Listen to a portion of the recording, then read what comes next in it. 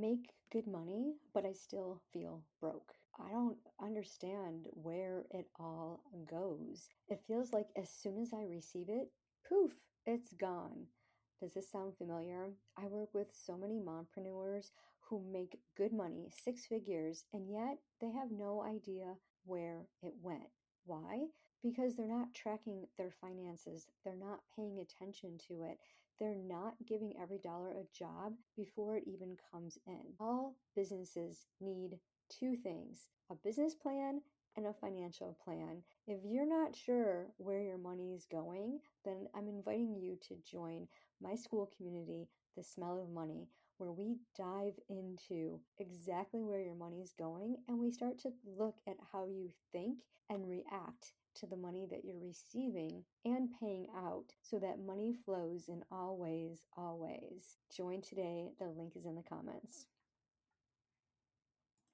If you're tired of feeling shame about past financial decisions, worried you'll never achieve financial stability, and ready for a clear plan to take control of your money and experience true financial freedom, you're in the right place. Hey, I'm Lisa, wealth activator, independent insurance broker, and your guide to rewriting your money story. I learned the secret to creating financial freedom and stability after divorce, and I'm ready to share it with you. If you're ready for steady, stress-free income, clarity with your money, and the confidence to spend without guilt, grab your favorite essential oil, take a deep breath, and let's sniff our way through the smell of money. How do I invest? And when I refer you to financial advisors, you get kicked back saying, well, you don't have enough money, or you really need to do an IUL or something like this. Well, today we'll be talking with Shari Rash, who's a nationally recognized financial advisor, money mindset expert, and the host of Everyone's Talkin' Money. Love that title. She's named a top 4 money podcast by the New York Times, with over 24 million downloads. Shari breaks down complex financial topics into real-life conversations that empower women to own their worth and build lasting wealth. And isn't this what we're always talking about on the show? Knowing your worth, knowing your value so that you can build that true legacy. Welcome, Shari, to the show. We're very excited to hear from you. I love the accolades that you have, and just the title of your podcast absolutely speaks to my heart with, I Date Money. Tell us, how did you get into this line of work? Yeah, thanks for having me. And you already hit on one of my pet peeves of financial advisors having minimum. So I can't wait to talk with you about that. But I got into money really fresh out of college, which is not common. For a lot of people in financial services, it finds them, but I found it, and I wanted to just help people with money. And I didn't really exactly know what that meant, but I knew that that's what I wanted to do. Then over time and different career stops along the way, I founded GWA Wealth with the focus of helping women, but specifically single women, really. And when an advisor says, well, I work with women, it's like, okay, cool. That's 50% of the population. That doesn't really, you're not too specific on who you work with, but I want to work with single women because single women can feel like they're in a vacuum. They have no one to turn to. They're alone. They don't have someone to bounce ideas off of. And, so often when I'm speaking with married women or partnered women, they'll say, oh, my husband manages everything and he has a spreadsheet. And it's like, yeah, but what do you know about the money? But with single women, if we have the spreadsheet, that may not be our money language, right? The spreadsheet may not be working for us. So just finding ways that money works for you in a way that you understand and you get excited about is really what drives me and what my passion is. I love that. And I know our listeners love that too, because they've been in this loophole of, especially women over 40 who may have gone through a divorce, never took care of the finances, and then all of a sudden they're thrown into it and they haven't had time. And everyone believes that knowing about finances, the financial literacy, is really hard. It's a foreign language. And I know we've been in the industry for a long time, but most people look at it and think, oh no, their profit and loss statement doesn't match their bank account. They don't feel like they have enough money to invest, and they don't think any amount of money matters. So when you think about that journey, what's the minimum amount of money that a woman can invest to start building towards that future so that she can live comfortably? Anything. anything. I mean, $10 a week, $10 a month, start with something. I talk about on my podcast a lot that money really likes automation. Money likes to keep things simple. So if you set up an automation, money is going to reward you for that. So don't overthink it. Don't say, well, once I have $1,000, I'll start investing. Or once I can see that I'm, netting out an extra $500 a month, whatever it is, stop. Do not do that. Implement it now. Implement it right away and start small. So small that you're like, this is so small. Is this even going to make a difference? Is this even worth it? And the answer is yes, because you need to get that muscle going of, okay, I have this automated $25 a week going into this account. Even if it's just going into like a separate savings account, you need some type of automation. And once you have that muscle going, then you realize like, wow, I didn't even miss that money. Okay, let's crank it up a little bit. Let's do $50. Let's go here. And then it just grows. So there is no amount of money you need to start with. It's whatever you can do. I love that. That's what I teach in my wealth accelerator is, we have money buckets and we do 10% savings. If you just do 10% of whatever income you have coming in and you set up an automation and put it in like online accounts have the better interest rates usually, your money grows so quickly. One of my clients did this in the month of January. And she's like, for the first time, I saved $3,000. I had never saved that much money. And she was shocked, but she automatically did it. And like you said, it just you become conditioned thinking, yeah, let me do it. And I remember I worked with a couple who the person had access to a 401k, worked for the company for 20 years and never contributed, not even the matching. I know my hearts are like, I know. stop. Yeah, I didn't just hear that. But it took him 3 months to be comfortable with setting up that automatic draw. And I finally said, you know what? We're just doing it. We're going to do it for one pay period. If it hurts you, then you can go back. And it didn't hurt him. He ended up getting a raise and getting a bonus. And then he ended up maxing it out within 3 weeks because with the tax, deduction and all of that, the pre-tax, it really helped him get more money. And this is what I hear a lot of our listeners say is, well, I can't afford it. And I love how you said, like, it doesn't matter if it's $25 a week, $10 a week, just start off with something. And that language pattern of, I can't afford it.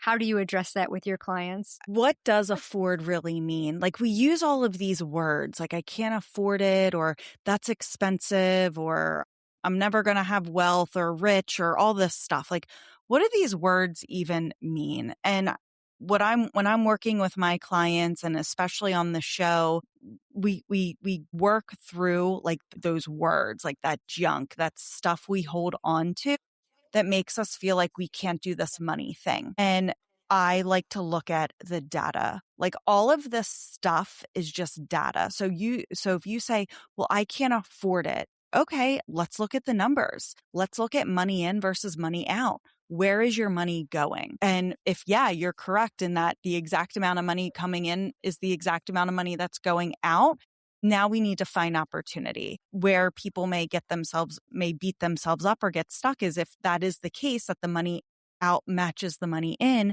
we start beating ourselves up. Like, I'm never going to get ahead. I'm never going to be able to do this, blah, blah, all that. Like, remove it. All this is data. This is all we're looking at. And now we need to look at, okay, where is the money going? And is it going to the best places? Is it going to places you didn't even realize it was going to? How can we optimize the money going out and make sure it is going to the best places? Make sure it's going to places that match your values. That's one thing that comes up a lot is like, well, I spend all of this money and I feel like I have nothing to show for it. Or, I don't even know where my money goes. Well, let's look at where it's going. What do you value? If you value travel, but your money is going to Target and Home Goods, then there's a mismatch here. No wonder why you feel unfulfilled. Or maybe a value isn't travel. Maybe it really is shopping and stuff and decorating and all of that. So having real conversations about, is your money matching your values and the way you spend it? But moving away from like, the I can't afford it. Like, is that an emotionally based statement or is that a factually based statement? And I would say 99 times out of 100, it's more emotionally based. So let's get down to the facts and let's look at the data. Still acknowledging that so I'm not saying like we have to take all the emotions out of money because that's not realistic, but it's my job to be the middleman between your emotions and the data. And like, let's bridge that gap because you are never going to rid yourself of the emotions you have with money. We need to acknowledge it. We need to see where those emotions are coming from. But then like, okay, acknowledge it. And then like, let's just put it to the side. We're not kicking it out. We're just setting the emotions to the side. And like, let's look at the data and work through that. I just got off the phone with a conversation with a client and she's just like, I'm just freaking out about money, but like, I always freak out. Like, so I'm like, all right, so like, let's just get you to your normal freak out level versus like the extreme freak out level. We know you're always going to freak out. I know you're going to have, the phone call or the email or want to review things. And that's cool. That's fine. I know I have the data. I know everything looks good. You know, you're going to freak out. It's fine. Let's look at everything and like, let's just get you to a normal freak out level versus an extreme freak out level. Yeah. And I have so many clients that freak out, especially when they have to pay their health insurance bill. And they're like, what? Everybody needs health insurance, but no one wants to pay that bill. And when we think about setting up our money spending plan, our goals, a lot of times they are misaligned. Like we think that we want money for travel and renovation and investment retirement, but then we don't take the daily action steps to create that. And, the gap is the emotional aspect. And I'm glad that you focus on that because I've talked to financial advisors who take the emotion out of it and they'll tell people, well, you're just going to invest all in stocks because that's what's going to give you a 10, 15% ROI. It's like, but if you're not comfortable 100% stock investment, that's never going to work because your nervous system is going to be so out of whack. Sleepless nights, the tight jaw, all the things are going to happen because you're not in alignment. And so I love how you said that it has to be aligned with your values. And when we look and see like, yeah, how much money am I spending at Target or Home Goods? I have this community in school called the Smell of Money, and they come in and they do this money mindset challenge where just for 7 days, we pay attention to how we're spending our money.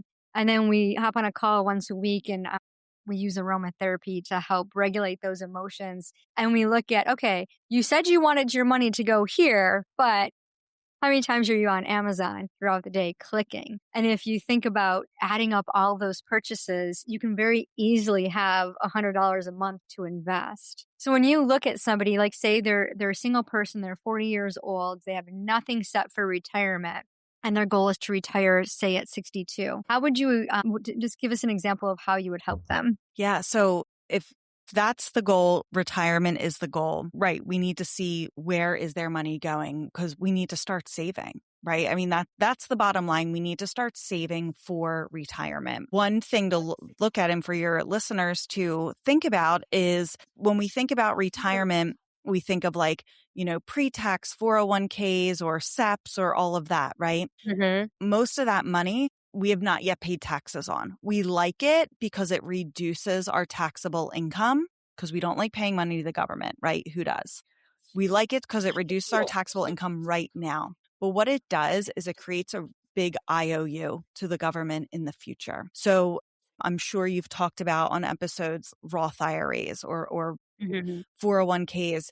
Roths are money you pay now so you don't have to pay later. If someone were to say, Shari, I'm giving you $1 million and I'm going to give it either to you in a Roth IRA or a traditional IRA, a layperson may say, well, $1 million's $1 million, right? It doesn't matter. No, I'm taking the Roth IRA all day because that means money I never have to pay taxes on again. Right. Where with $1 million in an IRA, 30% of that's going to taxes. So you have to work that much harder. So let's start saving. Let's get a Roth IRA. Like that would be the end result, right? Let's first start in a Roth IRA.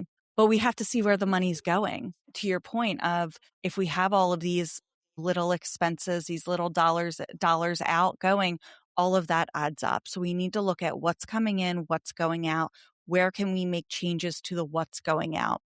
When I work with my clients, I separate instead of like having one, I don't like the B word budget, but I look at the money as a spending strategy. We have to spend money to function. Let's create a strategy around it. So every expense is a need, a want, or a wish. And this is the 50-30-20 rule. Like, you can Google it. It's there. So many people talk about it. It's not as if I created it. However, the wish part, which is the 20%, does have my stamp on it. So 50% of your money goes to needs. And where traditional budgeting fails us is that we think we only need what are essentials, like to live, right? But that's not true.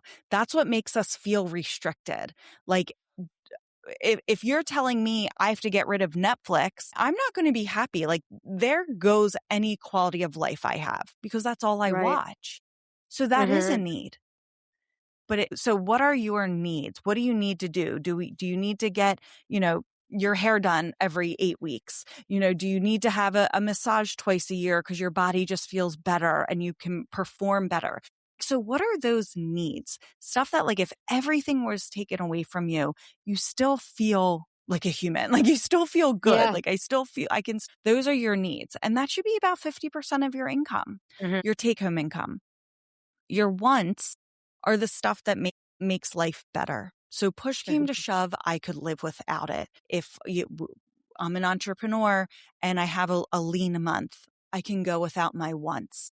But because I still have Netflix, because that's a need, I don't feel like I'm like in despair and life is terrible, right?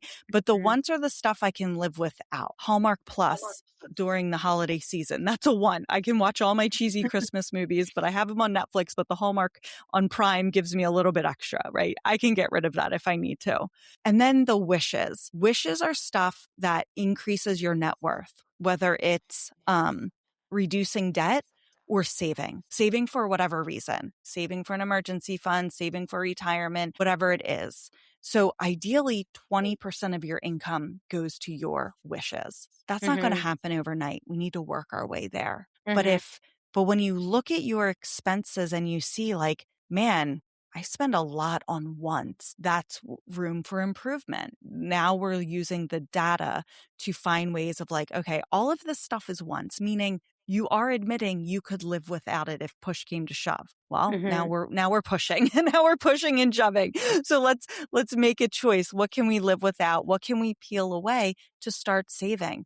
And then that's where, if you can get to the 20% very quickly, awesome, great. Like, you're going to be that much ahead. If you have to tiptoe your way to that 20%, then we do. So if someone were coming to me in that scenario, that's how I would work to get to the end. A recommendation wouldn't just be start a Roth IRA and see you in 6 months.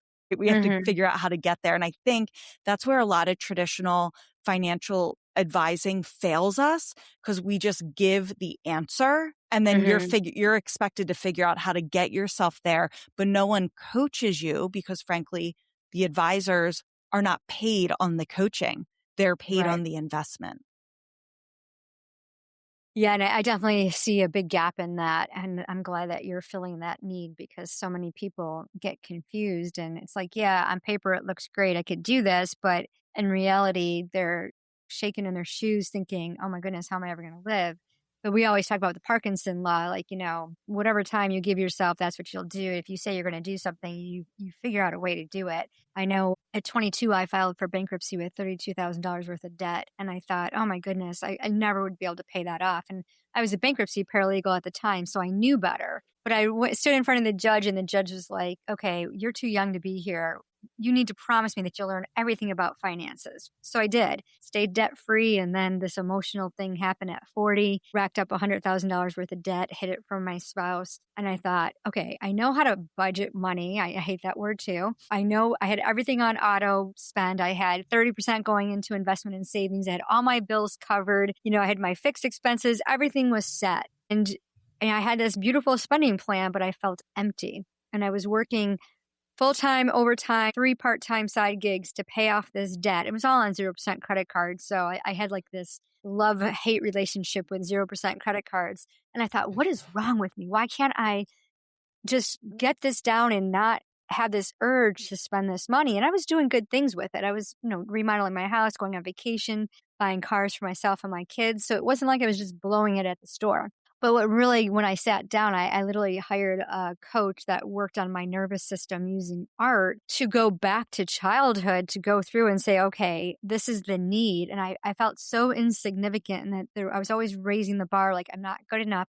And that whole entire 20 years, I totally ignored my assets. My husband sits down with money every day, looks at his assets. He's like, oh, look at how much money. I'd be like, who cares? Retirement's so far away. So when I realized the importance of dating money weekly and looking at your assets and celebrating and looking at the income, because most of us, especially the ladies that are listening, you know who you are. You're hearing this episode for a reason.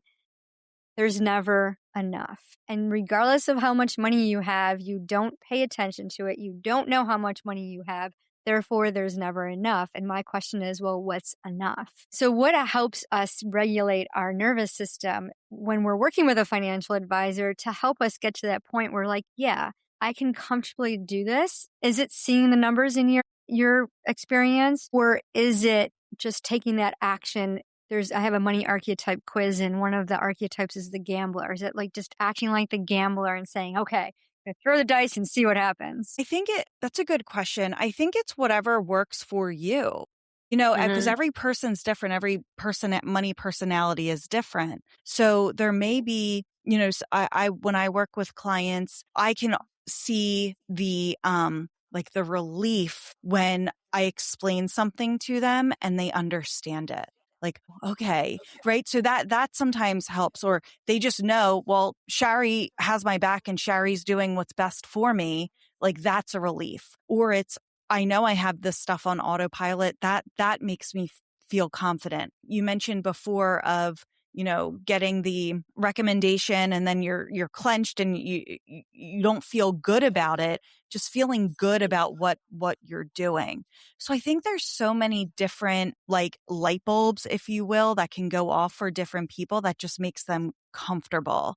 And it's so funny in meetings, you can just see it. I work with, I'm virtual with 95% of my clients. So it's like in Zoom, it's even more pronounced because you can just like see it happen, which is awesome.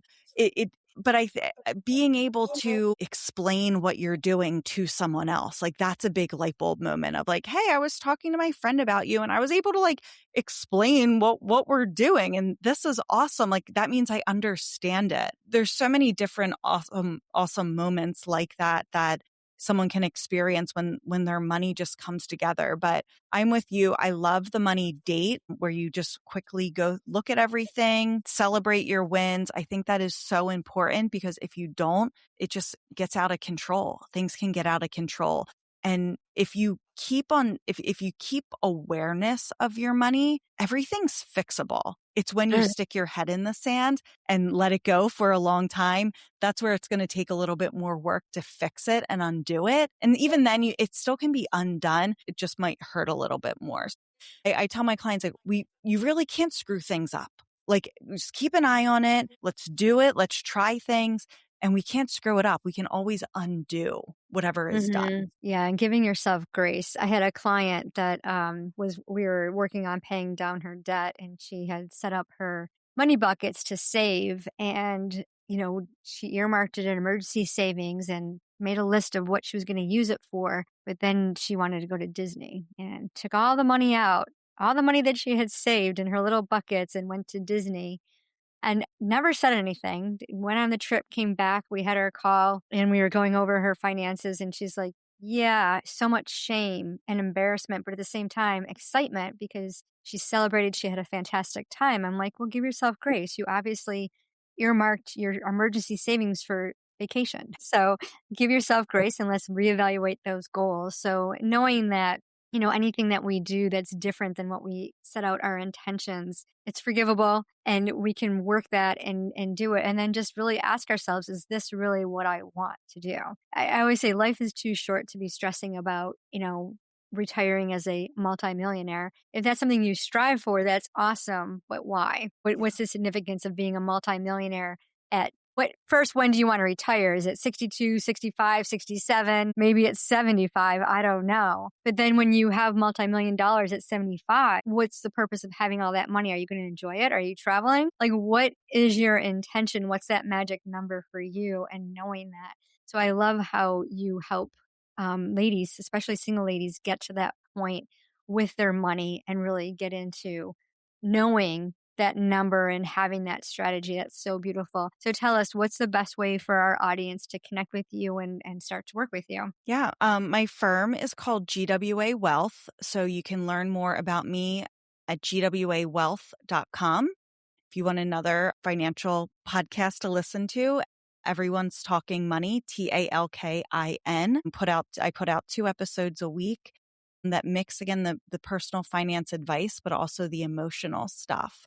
And then if you wanted to just book a call and talk things out and see what's going on with you and what your needs are and how I can help, you can do that right on my website. Again, gwawealth.com. Well, thank you so much, Shari, for being here, for sharing your expertise. And for those of you listening, check the show notes to connect with Shari. You can visit her website, tune into her podcast, and be sure to give a 5-star review once you listen to an episode, and share it with others who need financial support, financial advice, someone that you know is stuck thinking, I don't know, I'm kind of afraid of money, because you don't need to be, because remember, it doesn't matter how much money you have, it's what you do with it. Hey, mompreneurs, I hope you enjoyed today's episode. If so, please follow the show and share it with a friend who's rebuilding her finances after divorce. No spreadsheets, no restrictive budgets, only confidence to build financial freedom. Also, please drop a quick 5-star review so more moms starting over can find this. It lights me up to know this podcast is helping you. Inhale confidence, exhale scarcity. I'll meet you back on Tuesday for another episode. It doesn't matter how much money you have, it's what you do with it.